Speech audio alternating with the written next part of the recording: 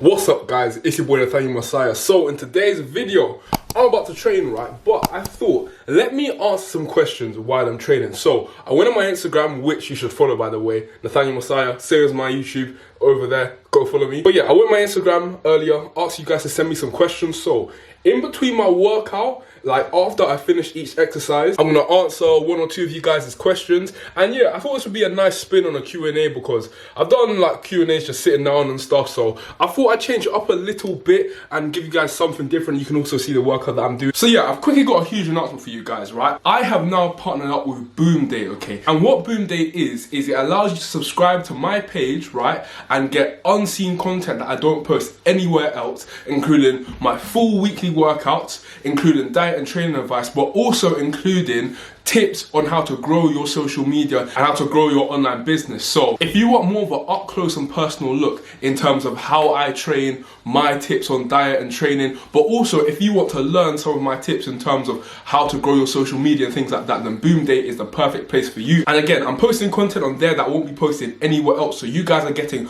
unseen content. So literally, this is crazy. And the fact that you guys can subscribe from only $9.99, the price for subscription for the whole month is $9.99 for all of this unseen content you're getting. So go to my Boom Day, it's going to be the first link in the description. It's my normal name, Nathaniel Messiah. Subscribe for $9.99, just sign up for Boom Day and boom, you'll get access to all of my stuff. And yeah, this is really exciting. But other than that, I'm going to start my session now, and then after I finish my first exercise, we're going to get into the questions. So make sure you like, comment, subscribe, and I'll see you guys after my first exercise.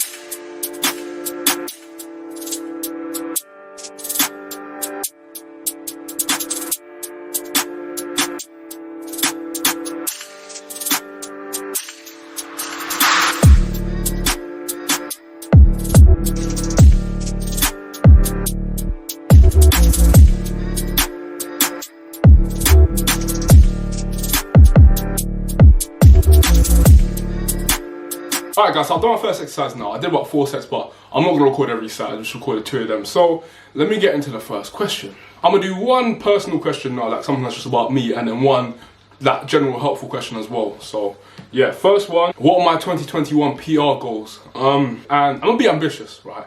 I prefer to shoot for the stars, and then if I don't get it, at least I land on the moon. But, yeah, I'm going to say a 280 kilo squat, yeah.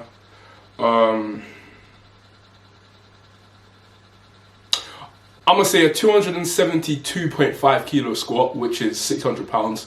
I'm sorry for being so specific, but yeah, I have more of a pound goal than a kilo goal. So 272.5 kilos on the squat. And then for bench, I'd say 160 kilos. I'd like to hit 160 kilos. And then for deadlifts, I'm going to say 340 on the deadlift bar and at least 330 on the stiff bar. 330 kilos, 340 kilos, so yeah. How to go from nothing at the start to get regular high views, okay? The honest thing I can say to this question is there is no one way to do it. That's basically asking for like a cheat code for YouTube, and wouldn't we all want that? I think everyone would like to go from getting, I don't know, 5 views to like 100k views overnight. It doesn't work that way. One thing I would say in terms of getting good views is upload consistency. Right, I've tried uploading a bit more consistently over the last couple of weeks and my views have gone up just based off of that. Another thing to do in terms of getting regular high views, at least in the short term, is one of your videos that do well, do more types of videos like that with minor alterations. So you'll see this a lot with YouTubers, like for example, a popular video idea is like eating like this person for a day, right? A lot of YouTubers, that's their whole shtick, right? That's their whole thing. So literally, if those videos do well, then at least in the short term, try and get out more and more videos about that, because there's an interest in that. So there's no cheat code to YouTube. You've got to see what's working and then try and cater towards that. And it's sometimes hard to figure out what people actually want to see, and that's like a learning process. You kind of figure that over time, and that's like seasonal as well. Sometimes one topic is in fashion, another topic is in fashion. Like for example, summertime videos on how to cut, how to shred. Those videos are all doing really well in summer, so you probably want to gear those more towards summer, where a lot of people are trying to go on a cut. So I would say trying to stay relevant in terms of your content is probably the best way to try and keep getting high views, because you're staying in areas where you know there's already high interest. So that makes it more likely for you to get good views. But yeah, those are the first two questions. I'm going to do my next exercise, and then I'm going to answer probably one or two more questions, and then I'm going to go on like that. So yeah.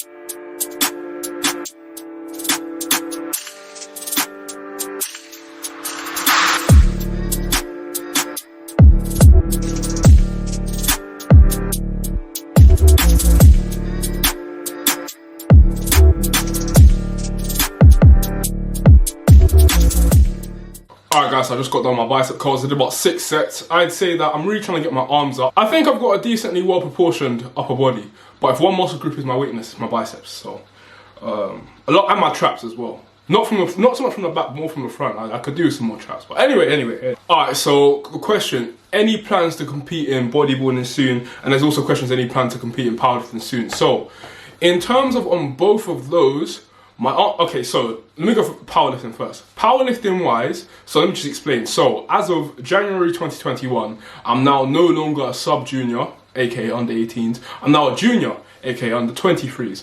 And so under 23s means I'm going to be competing against people up to the age of 23, right? And me being 18 years old, that's not really something that I have as a high priority right now. I feel like some of the guys in there will be like literally 4 or 5 years older than me, so I might want to wait until it's a bit more of like an even playing field for me to jump in there. To be honest, for example, my deadlift, I'm not very far off at all, but I do want a couple more years till I can be competitive, because I'm not someone, I don't really like going to a competition just to participate. I want to go there and try to win. So I feel like for the next year or two, I'm going to focus on literally just getting as strong as possible, right, and then go and compete maybe when I'm about 19 or 20 or so. And then in terms of bodybuilding, I have no idea. I would like to do a natural bodybuilding show. I actually would, but I'm not sure. One of the issues is time, because it wouldn't make sense to do it right now because I'm about to like go and do exams, and the time when your brain is the most fried is when you're in the middle of like a hard cut. Like your cognitive abilities do drop significantly. Ask anyone who's been on a long hard cut. So that doesn't really coincide with doing exams that are very important to get me into university.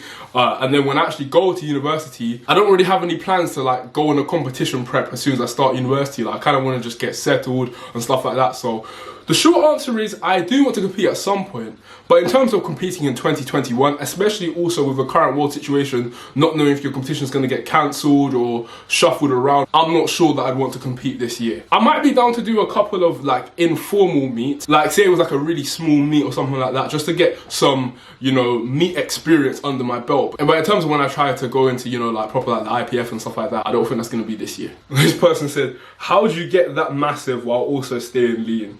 I'm by no means massive, but in terms of how I gain size while I stay lean, right, the thing is staying patient, right? Because what happened is last year I tried to go on like a turbo bulk, right? I went from about 85 kilos to 93 kilos, literally in the space of about 8 weeks, 7-8 weeks, right? And the thought was, yeah, I'm gaining all this size, but no, I was gaining all that fat, okay? But I've shifted my mindset this year to be I'm almost not concerned with the scale. What I'm more concerned with the scale is in terms of not gaining weight too quickly. Increasing numbers on the scale doesn't mean you're actually gaining muscle. So in terms of the best lean bulking approach, you essentially don't want to put on mass at the rate at which you're exceeding putting on muscle, right? So at my stage of lifting, at the most, I'm probably gonna be putting on a pound of muscle a month, right? So therefore, I don't wanna be putting on more than a pound of weight per month. Because if I only put on a pound of muscle, then if I put on 5 pounds in a month, maybe a couple of pounds of that is going to be water, going to make me look bloated. A couple of pounds of that is going to be fat, which is going to make me look fat. So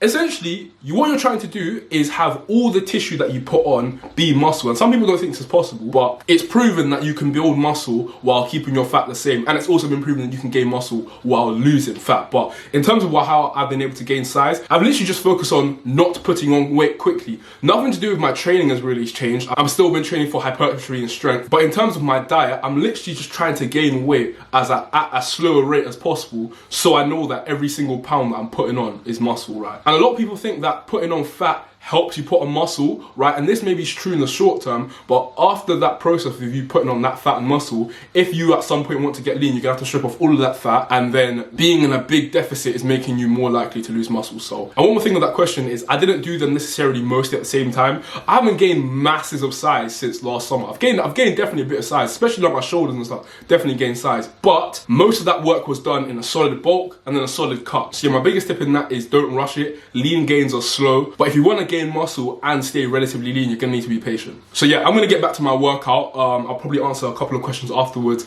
and yeah.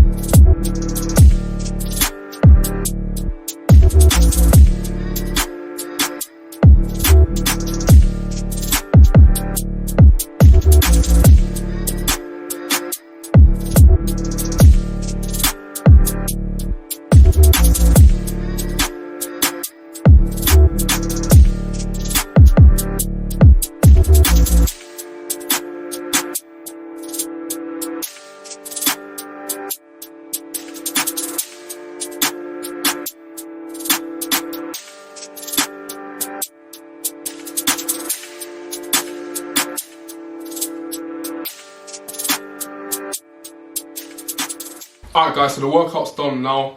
I'll answer a couple more questions. It's pretty late, and yeah, I hope you guys are enjoying this video so far. But yeah, this one, would you say you care what people think? Has it ever stopped you? So do I care about people's opinion?